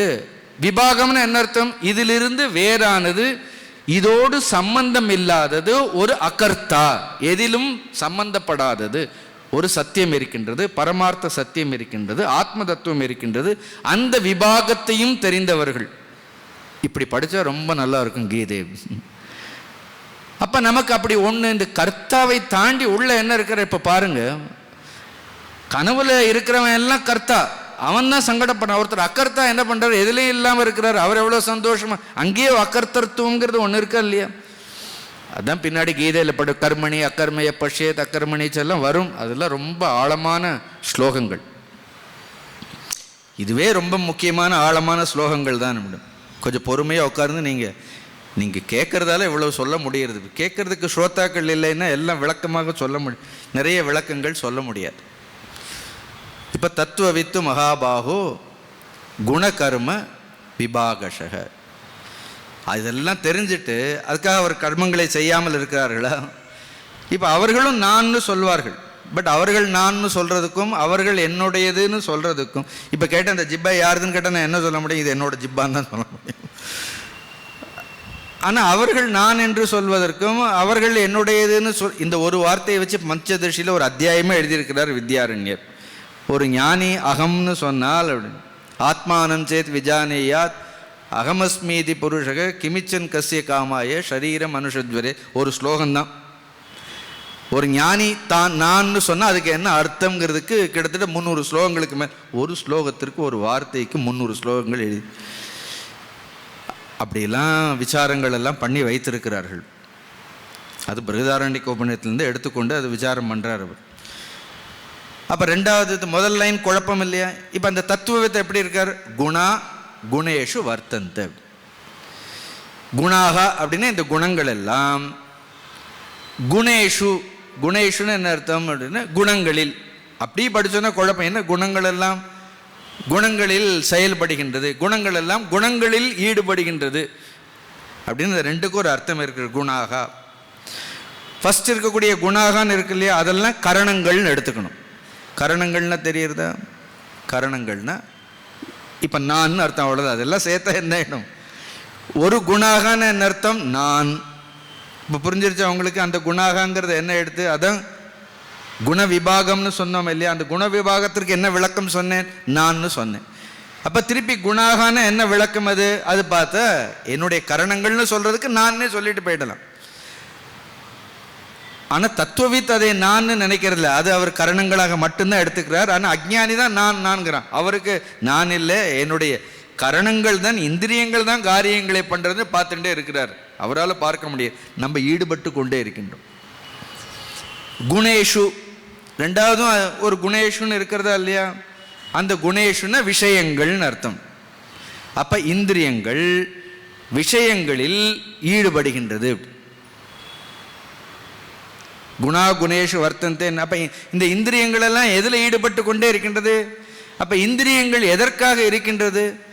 விஷயங்களில் ஈடுபடுவதற்கு இருக்கின்றது. அதனால் இந்திரியங்கள் பார்க்கறது, ஒரு இந்திரியம் கேட்கறது. பட் நான் எப்படி இருக்கிறேன்னு சொல்ல என்ன பண்ணுறார்? இது மத்துவா, இவ்வாறாக நன்றாக உணர்ந்து இந்திரியங்களையும் விஷயங்களையும் உணர்ந்து, இதற்கும் குணங்கள் இருக்கின்றது, இதற்கும் குணங்கள் இருக்கின்றது, இது உள்ளே இருக்கின்றது, அதெல்லாம் இதெல்லாம் நன்றாக தெரிந்து கொண்டு, இதோடு எந்த சம்பந்தமும் எனக்கு கிடையாது, நான் கர்த்தா கிடையாது, இவைகளில் நான் இல்லை, இது உண்மை இல்லை அப்படிங்கிறது தெரிகிறது. அவர் குணங்கள் கர்மங்களை செய்கின்றது செய்கிறார்கள் அவர்கள். ஆனால் எப்படி செய்கின்றார்கள்? அவர்கள் எந்த ஒரு பற்றுமே இல்லாமல் செய்கின்றார்கள். இந்திரியங்களை பயன்படுத்தி கொள்கின்றார்கள். அந்த பயன்படுத்தி கொண்டு வெளியில் இருக்கக்கூடிய உலகத்தில் என்ன செய்கின்றார்கள்? எந்த பற்றும் இல்லாமல் அவர்கள் இந்திரியங்களை பயன்படுத்தி கொண்டு வெளியில் இருக்கக்கூடிய விஷயங்களோடு தொடர்பு கொள்கின்றார்கள். இவ்வளோ சுவாரஸ்யம் பாருங்க. என்ன ந சஜ்ஜந்தே, சஜ்ஜந்தேன்னு என்ன அர்த்தம்? எதிலும் அவர்களுக்கு என்ன, குணங்களிலும் பற்று இல்லை அவர்களுக்கு, கர்மங்களிலும் பற்று இல்லை. அப்படி பாப்பா என்ன நிலை பார், இவ்வளோ ஒரு உத்தமமான ஒரு நிலை. இது சஜ்ஜந்தே. அதுக்காக கர்மம் செய்யாமல் இருக்கிறார்களா? இல்லை இல்லை. இந்த சுவாமிஜி மாதிரி கோவப்படுறவங்களையும் நாங்கள் பார்த்ததில்லை. அப்படி அவசியம்னா என்ன பண்ணுவோம், அதுவும் வரும். நாம் குணங்களுக்கு அடிமையாக இருக்கின்றோம், இந்திரியங்களுக்கு அடிமையாக இருக்கின்றோம். அவர்கள் குணங்களை, இந்திரியங்களை, விஷயங்களை எல்லாவற்றையும் பயன்படுத்தி கொள்கின்றார்கள். they use it and we become victim of it. அதை அவர்கள் பயன்படுத்துகின்றார்கள். நாம் அதை என்ன பண்ணுறோம்? இந்த செல்ஃபோன் இருக்குது, பயன்படுத்தி கொள்ளலாம். ஆனால் அது பெரும்பாலும் நம்ம பயன்படுத்துறது இல்லை. அப்படின்னு we have become victim. அதற்கு நம்ம அடிமை ஆயிடுறோம். ஒரு ஆச்சரியம், இன்னொரு விஷயம், கொஞ்சம் ஆழமான விஷயம் சொல்லட்டுமா? இது ஒன்றும் பெரிய பிரம்மசூத்திரம் இல்லை. அப்படின்னு இது நம்மளுடைய அன்றாட அனுபவம். இப்போ இந்திரியங்கள் குணா குணேஷு வர்த்தந்தேன, இந்திரியங்கள் எல்லாம் வெளியில் இருக்கக்கூடிய விஷயங்களோடு தொடர்பு கொள்கின்றது. எந்த சந்தேகம்? கண் என்ன பண்ணுறது? இப்போ இந்த மைக்கை பார்க்கறது, பார்க்கும்போது இந்த பார்க்கக்கூடிய கண் என்கின்ற இந்திரியத்திற்கு விஷயத்தோடு ஏதாவது பற்று வந்து விடுகின்றதா? கண் தான் பார்க்கிற விஷயங்களை பற்றி கொள்கின்றதா? பற்றிக்கொள்றது ஒன்றும் இல்லை, விஷயத்தை பார்க்கிறது அவ்வளோதான். ஆனால் கண்ணிற்கு தான் பார்க்கக்கூடிய விஷயத்தின் மீது என்ன கிடையாது? ஒரு பற்றும் கிடையாது. Thank God. கண்ணால் கேட்க முடியாது, கண்ணால் பேச முடியாது, கண்ணால் என்ன பார்க்க முடியும்? ஒரே ஒரு விஷயத்தை மட்டும்தான் பார்க்க முடியும். ஆனால் எந்த விஷயத்தை அது பார்க்கின்ற அதன் மீது அதுக்கு என்ன கிடையாது? பற்று கிடையாது. அப்போ இந்திரியங்கள் எல்லாம் எப்படி இருக்கின்றது? பற்றற்று இருக்கின்றது. இப்போ நீங்கள் கேட்குறீங்களா இல்லையா? காதால் கேட்குறீங்களா இல்லையா? காதுக்கு பகவத்கீதை மேலே ஏதாவது பற்று வந்துடும். அப்படி எல்லாருக்கும் பகவத்கீதை மனப்பாடம் வேணும். காதுக்கு சப்தத்தின் மீது என்ன கிடையாது? எந்த ஒரு பற்றுதலும் கிடையாது. நாக்கிற்கு சுவை மீது என்ன கிடையாது? எந்த ஒரு பற்றுதலும் கிடையாது. அப்ப இந்திரியங்களுக்கு விஷயங்களின் மீது எந்த ஒரு பற்றுதலும் இல்லை. அங்கேயும் என்ன கிடையாது? எந்த கண்ணும் சொல்றதில்ல நான் பார்க்குறேன் கண்ணு சொல்றதா? அப்ப அதனால தான் கண்ணு சந்தோஷமா இருக்கு. அது வாட்டு இதையும் பார்க்கறது, அதையும் பார்க்கறது, அதை பார்க்கறது. எது இட் டசன்ட் கெட் அட்டாச். இப்போ இதுக்கு மேலே பற்று வந்துட்டு என்ன பண்ணும்? இல்லை, நான் இந்த மைக்கை தவிர வேற எதையும் பார்க்க மாட்டேன். நம்ம கதை அப்படியே எடுத்து அப்படின்னா புரியுறதுன்னு நினைக்கிறேன் உங்களுக்கு. சரி, இந்த விஷயங்களுக்கு இந்திரியங்கள் மீது ஏதாவது பற்று இருக்கின்றதா? ஒன்றும் கிடையாது. மைக்குக்கு கண்ணு மேலேயும் பற்று இல்லை. ஆனால் ரெண்டுக்கு சம்பந்தம் இருக்கு பாருங்க. ஒன்றோடு ஒன்று சம்பந்தப்பட்டது. ஆனால் ரெண்டுமே எப்படி இருக்கின்றது? தங்களுடைய காரியத்தை செய்கின்றது. இது பார்க்கின்றது, அது தன்னை புலப்படுத்திக் கொள்கின்றது, விளக்கிக் கொள்கின்றது. ஆனால் பார்க்கக்கூடியதற்கும் பார்ப்பதின் மீது பற்று இல்லை. கண்களுக்கு புலப்படக்கூடிய அந்த விஷயத்திற்கும் எதன் மீது, கண்ணு மீது என்ன இல்லை? ஒரு பற்றும் இல்லை. சந்தோஷம். ஆனால் வேலை நடக்கிறதா இல்லையா? அப்ப பற்றே இல்லாமல் ஒரு காரியம் நடந்து கொண்டே இருக்கின்றதா இல்லையா? இதுல மூணாவதா ஒரு ஆள் உள்ள உட்காந்துட்டு என்ன பண்றாரு அப்படின்னா, ஏன் கண்ணு நான் பார்க்கிறேன். அப்போ பற்றுங்கிறது எங்கே வருகின்றது பாருங்கள். அப்படி இந்திரியங்களில் பற்று இல்லை, விஷயங்களின் மீது பற்று இல்லை. அதனால தான் அகங்கார விமூடாத்மான்னு என்ன சொன்னார் பார். உள்ள இருக்கக்கூடிய இந்த மூடனுக்கு இவனுக்கு பற்றை தவிர இவனுக்கு என்ன இருக்கு? எல்லாவற்றின் மீதும் பற்று. அதனால இந்திரியங்களை தான் பயன்படுத்தி கொண்டு பார்க்கறது நல்லது தான். பட் இதை பயன்படுத்தி கொண்டு காரியங்களை செய்தால் போதும் நினைக்காம இந்திரியங்கள் மீது, ஆக்சுவலி இவனுக்கு பெருசாக இந்திரியங்கள் மீதும் பற்று இல்லை. நமக்கு இந்திரியங்கள், நமக்கு காது சரியில்லைன்னா உடனே திடீர்னு டாக்டர்கிட்ட போவோம், இல்லைன்னா அது வரைக்கும் கவலைப்பட மாட்டோம். நமக்கு இந்திரியங்கள் மீது கூட பற்று கிடையாது. அப்போ நமக்கு எங்கே பற்று? குணா குணேஷு வர்த்தந்தேன்னு ஞானி இருந்துருவார். நம்மளால ஏன் இருக்க முடியல? நமக்கு நம்மீதும் பற்று இருக்கின்றது. இந்திரியங்கள் மீது பற்று இல்லாவிட்டால் நமக்கு எதன் மீது பற்று இருக்கின்றது? வெளியில் இருக்கக்கூடிய விஷயங்களின் மீது பற்று இருக்கின்றது. அதே தான் அகங்கார விமூடாத்மா. யாருக்கு பற்று? இந்திரியங்களுக்கு பற்று கிடையாது. விஷயங்களை பார்க்கக்கூடிய இந்திரியங்களுக்கு பற்று கிடையாது. விஷயங்கள் மூலமாக பார்க்கக்கூடிய இந்த அகங்காரத்திற்கு இந்திரியங்கள் மீது பற்று இருக்கின்றது. அதனால் என்ன பண்ணுறது அப்படின்னு, இது பற்றை விட முடியல. அப்போ ஞானம் வரணும்னா முதல்ல என்ன பண்ணணும்னு சொல்கிறார்கள்? என்ன பார்க்கலாம், காரியங்களை எல்லாம் செய்யலாம், அதெல்லாம் அது எதுவுமே தடுக்கலை. ஆனால் இந்த அதீதமான பற்று, வெளியில் விஷயங்களின் மீது இருக்கக்கூடிய அதீதமான பற்று, அதுதான் எனது. எப்போ பார்த்தா என்னோடது. இன்னொன்று கர்த்தாக மீதி நான் கொஞ்சம் கொஞ்சமாக இந்த நான் என்னுடையது அப்படிங்கக்கூடிய பற்றை விட்டுட்டு என்ன பண்ணணும்? காரியங்களே சரி. அதுக்காக சாப்பிட வேண்டாம்னு சொல்லலை, தூங்க வேண்டாம்னு சொல்லலை, காரில் போக வேண்டாம்னு சொல்லலை. இவ்வளோ நல்ல ஸ்லோகம் பாருங்கள். தான் சொல்கிறார், இதி மத்வான ஞாத்வா, இவ்வாறு அறிந்து கொண்டு தத்துவவித்து ந சஜ்ஜத்தே. 2 மனிதர்களை பற்றி சொன்னார்கள் ஸ்லோகங்கள், நல்ல ஸ்லோகங்களை, கீதையினுடைய ஸ்லோகங்கள் எல்லாம். அப்போ இந்த உலகத்தில் இப்படி அறிந்தவர்கள், சூக்ஷ்மமானவர்கள் ரொம்ப குறைவு, பற்றே இல்லாமல் இருக்கக்கூடியவர்கள். இன்னொரு பக்கம் என்ன இருக்கிறது அப்படின்னா அதீதமான பற்றுதல்களை உடையவர். அப்போ இந்த 2 பேரும் சேர்ந்து தான் வேலை செய்யணும், வேறு வழி இல்லை. கிருஷ்ணர் சொல்கிறார், நாம் இப்படிப்பட்ட மனிதர்களோடு பணி செய்து தான் ஆக வேண்டும். யாரையெல்லாம் திருத்தவே முடியலையோ அவங்களெல்லாம் காலி பண்ணிவிடுவோங்கிறார் யுத்தத்தில். சில பேருடைய அகங்காரத்தை என்ன பண்ண முடியாது. இப்போ துரியோதனனுக்கு, இப்போ நிறைய பேர் கிருஷ்ணர் மேலே குறைய சொல்வார்கள், ஏதோ கிருஷ்ணர் தான் யுத்தத்தை தூண்டினார். இப்போ அந்த துரியோதனனை மாற்றுவதற்கு எவ்வளோ முயற்சி செய்தார்கள், பகவான் சந்தர்ப்பம் கொடுக்காமல் இல்லையே. அந்த பகவானே தன்னுடைய சேனையெல்லாம் யாருக்கு கொடுத்தான் அப்படின்னா துரியோதனனுக்கு தன்னுடைய சேனை முழுக்க கொடுத்துருக்கிறாரு. தன் அர்ஜுனனுக்கு சாரத்தியம் தான் பண்ணுவேன், யுத்தம் கூட பண்ண மாட்டேன்னு சத்தியம் பண்ணி கொடுத்தாரு. அவனுக்கு எல்லாம் சொல்லாமலாம் இருந்தார். பட் எவ்வளவு சொன்னாலும் அவனுடைய அகங்காரம் போச்சா? இப்போ இவங்க சொல்லும் பொழுது கிருஷ்ணர் தான் ஏதோ துரியோதனன் இல்லை, துரியோதனன் தன்னுடைய அகங்காரத்தினால் அழிந்தான். நாம் நம்முடைய அழிவிற்கு நாம் இன்னொருத்தரை காரணமாக சொல்ல வேண்டிய அவசியம், நான் அவனால் கெட்டேன் இவனால் கெட்டேன்னு சொல்ல வேண்டாம். அப்படின்னு நாம் கெடுறோம்னா அதற்கு காரணம் என்ன? நம்முடைய அகங்காரத்தினால்தான் நாம் கெடுகின்றோம். நம்முடைய ஆசையினால், நம்முடைய பற்றினால் நாம் கெடுகின்றோம். அது முதலில் நாம் புரிந்து கொள்ள வேண்டும். சிம்பிளாக சொல்கிறார். ஆனால் சில நேரம் என்ன பண்ண வேண்டும்? யாரை மாற்ற முடியவில்லையோ அது அவர்களை மாற்ற முடியாதவர்களை பற்றி கவலைப்படாதீர்கள். இப்போ கடவுள் இல்லைன்னு சொல்லார்கள், மாறுதட்டி கொள்கின்றார்கள். ஏன்னா கடவுளுக்கு எதிராகவே இந்த தேசத்தில் பேசுபவர்கள் இருக்கட்டும், அகங்காரம் அது ஒன்றும், அது இயற்கை. அவர் they will be punished, no one will be spared. அதுதான் நம்மளுடைய ஹிஸ்ட்ரி, வரலாறு அதுதான் சொல்கிறது. பட் எத்தனையோ பேர் மாற்றக்கூடியவர்கள், மாறுவதற்கு தயாராக இருக்கின்றார்கள். யாராவது வழி நடத்த மாட்டார்களான்னு இருக்கிறவர்கள் எத்தனை பேர் இருக்க? நானே இப்போ நல்ல குரு கிடைக்க மாட்டார்களான்னு, இப்போ சாஸ்திரம் சொல்கிறதுக்கு எவ்வளோ பேர் இருக்கிறார்கள், ஆனால் ஒரு நல்ல குரு கிடைக்க மாட்டார்கள். எவ்வளோ பேர் ஏங்கி கொண்டே இருக்கிறார்கள். அப்போ அவர்களோடு நாம் என்ன செய்ய வேண்டும்? அவர்களுடைய குழப்பம் விளைவிக்காமல் காரியங்களை செய்ய வேண்டும். இந்த 29வது ஸ்லோகத்தோடு ஒரு டாபிக் முடியிறது. 30வது ஸ்லோகம் அடுத்த டாபிக். இதுக்குள்ளேயே பாருங்கள் எவ்வளவு விதவிதமாக சொல்கிறது. இப்போ ஆக்சுவலாக இதெல்லாம் பார்த்தீங்கன்னா இது எங்கே ஆரம்பித்தார் அப்படின்னா 25வது ஸ்லோகத்தில் ஆரம்பித்தார்.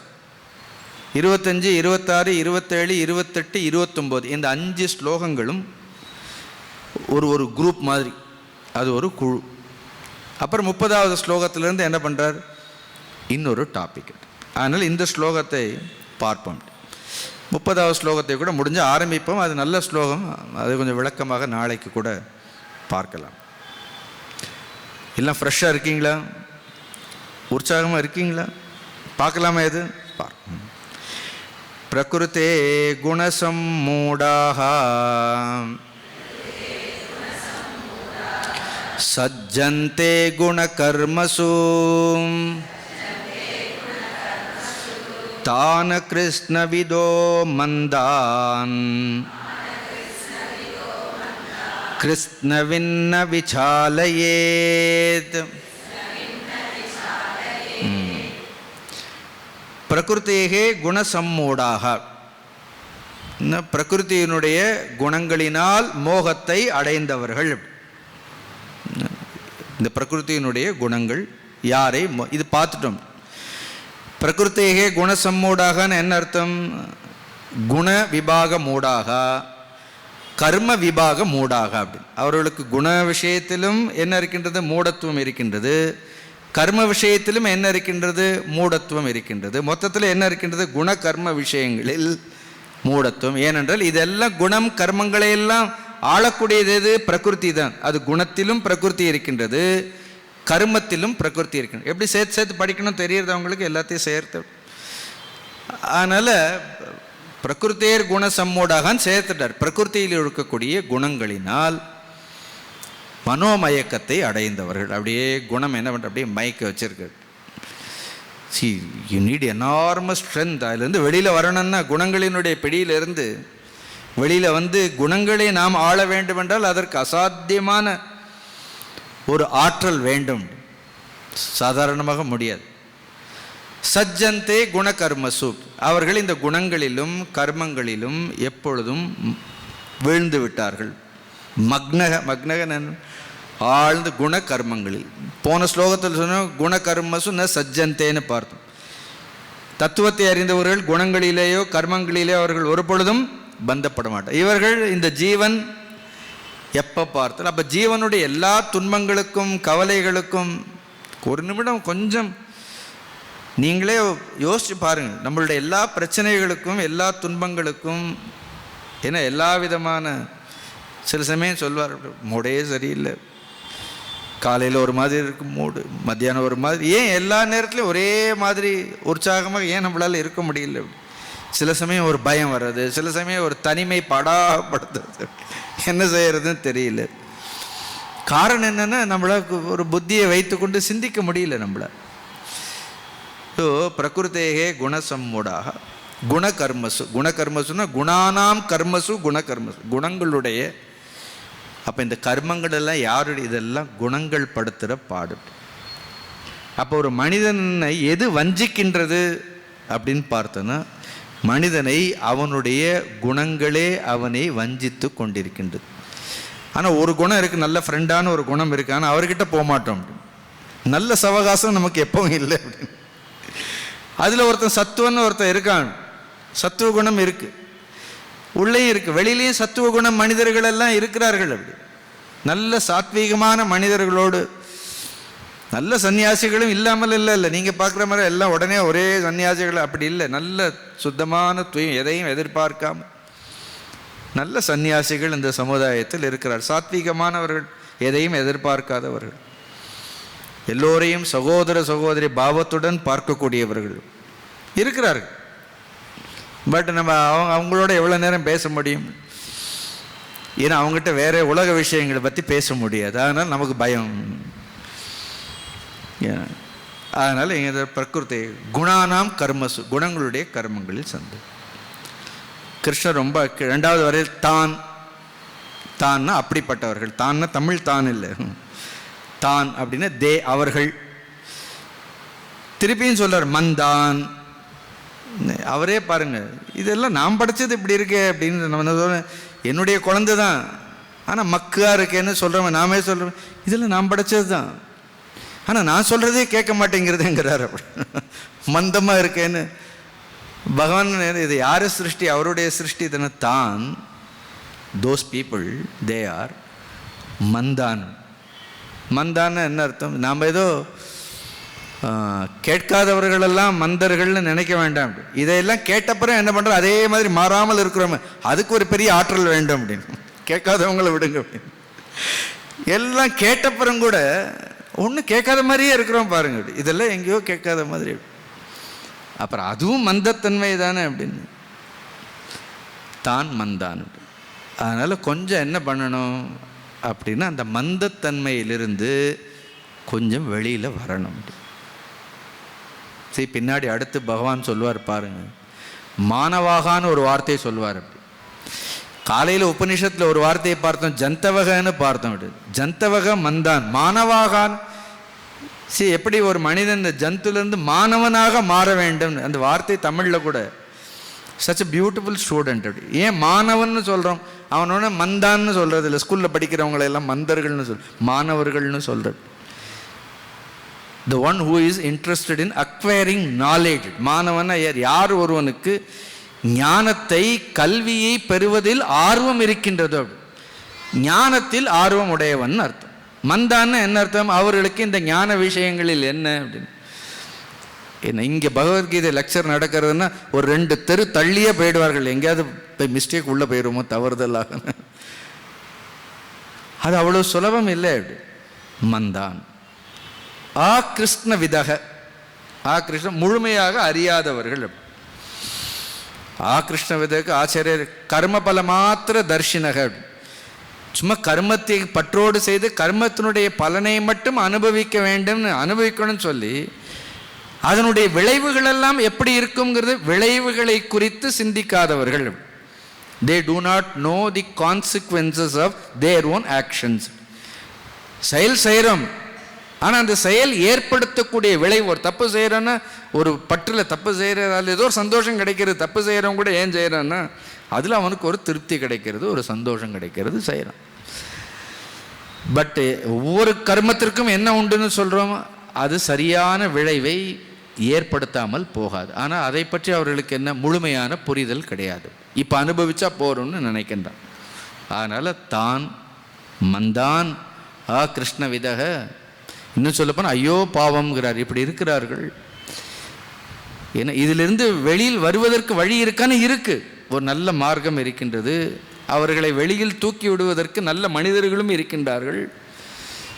ஆனால் கையை கொடுத்தாலே சந்தேகப்படுகின்றார்களா இல்லையா அப்படின்னா, உதவ வந்தாலும் என்ன நினைக்கின்றார்கள், உதவுபவர்களே சந்தேகத்தோடு பார்ப்பவர்களும் இருக்கின்றார்கள். இருந்தாலும் கூட அவர்கள் விருப்பமில்லாதவர்களாக இருந்தாலும் நாம் சொல்லிக்கொண்டே இருக்க வேண்டும். நான் கூட பெற்றோர்களுக்கு எல்லாம் சொல்லுவேன், குழந்தைகள் கேட்குறாங்களோ இல்லையோ, உங்கள் கடமை என்னென்னா நீங்கள் அவர்களுக்கு நல்லதே சொல்லிக்கொண்டே இருக்க வேண்டும். It is our duty. நம்ம சொல்கிறத சொல்லணும்.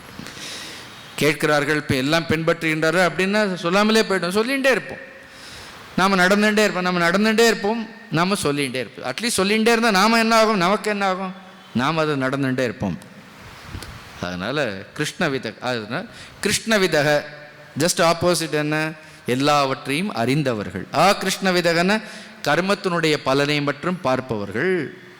கிருஷ்ணவித்னா எல்லாவற்றையும் முழுமையான பார்வை உடையவர்கள். எல்லாவற்றை பற்றி, எது பந்தம், எது மோட்சம், எது தர்மம், எது அதர்மம், எது பாபம், எது புண்ணியம், எது நமக்கு நன்மை பயக்கும், ஒட்டுமொத்த ஒரு முழுமையான ஒரு அறிவு உடையவர்கள்.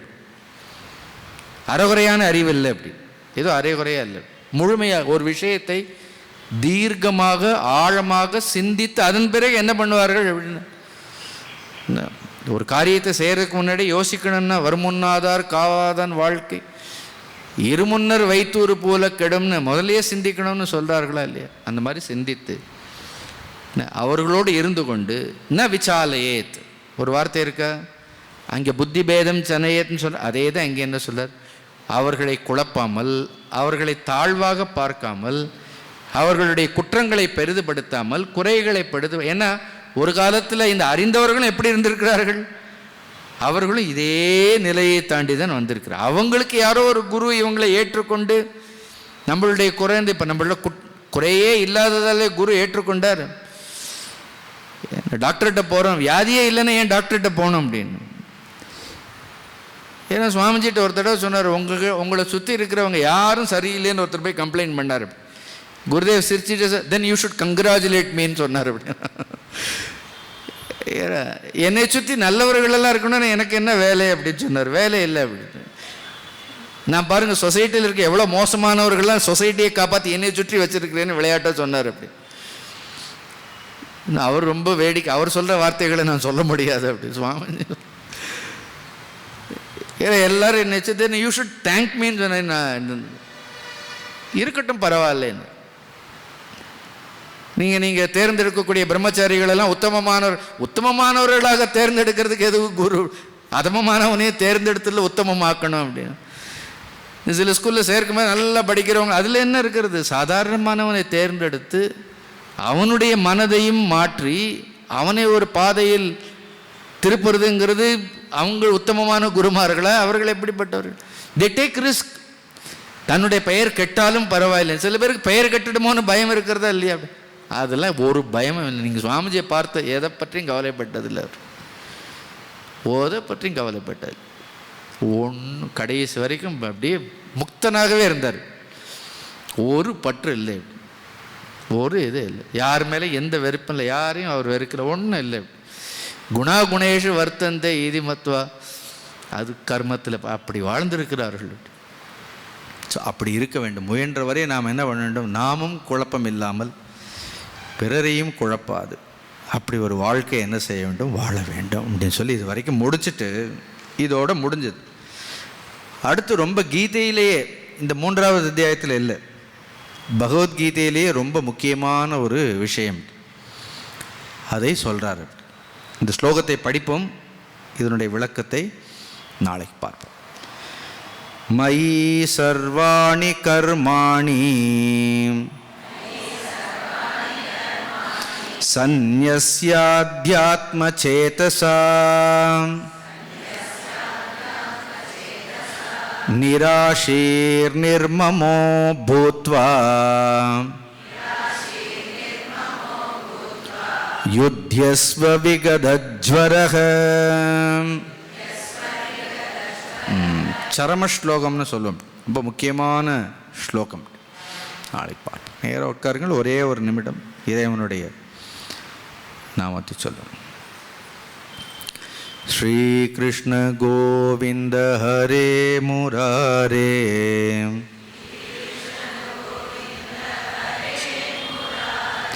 ஸ்ரீ கிருஷ்ண கோவிந்த ஹரே முராரே,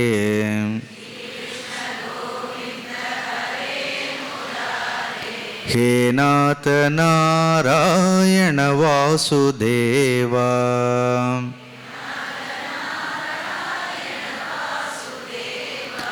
ஹே நாத நாராயண வாசுதேவா,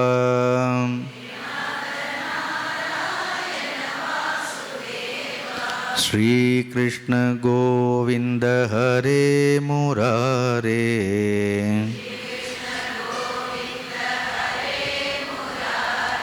ஹே நாத நாராயண வாசுதேவா,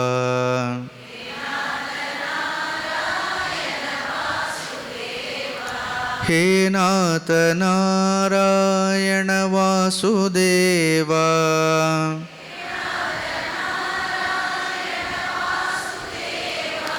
ஹே நாத நாராயண வாசுதேவா,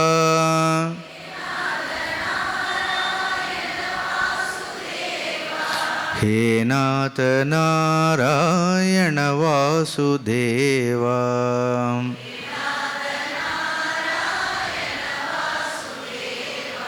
ஸ்ரீ கிருஷ்ண கோவிந்த ஹரே முராரே,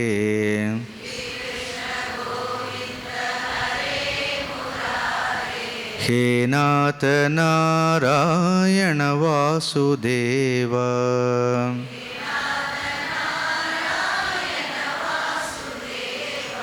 ஹே வாசுதேவா. ஓம் பூர்ணமத பூர்ணமிதம் பூர்ணாத் பூர்ணமுதச்யதே பூர்ணஸ்ய பூர்ணமாதாய பூர்ணமேவாவசிஷ்யதே. ஓம் சாந்தி சாந்தி சாந்தி. ஹரி ஓம். ஸ்ரீ குருப்யோ நமः. ஹரி ஓம்.